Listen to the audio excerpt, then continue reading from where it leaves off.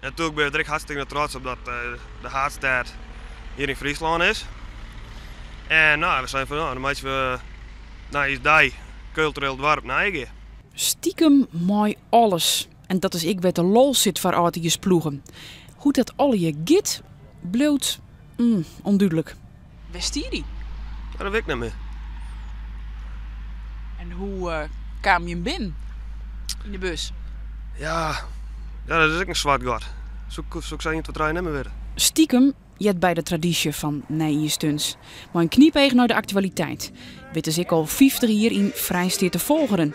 Dit keer hellen de ploeg het beeld van de reetrieders van Jennevaart op. In het reedrijden, dat je het in Friesland thuis. En alle tradities die erbij rijk zijn, de Aarderslee, de Friese Hinders.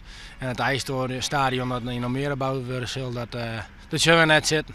Wij vinden dat het hier in Friesland beloven moet. Omdat ze het nu al voor de 51ste keer doggen, is er zelfs een tentoonstelling met alle stunts. Benny Veenstra is er vanaf die eerste stunt al bij. In Drachten waren in 1962 bij de hoofdbreger de hele boel vernield.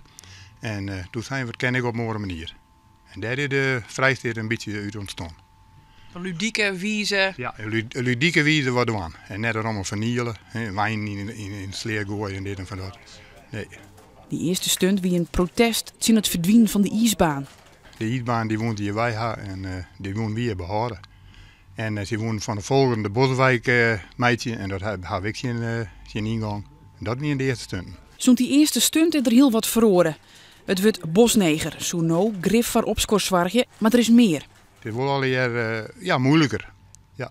Moeilijker om het stil te houden? Of? Ja, en wat op te heljen en zo. Je krijgt claims en toestanden, dat wil je net.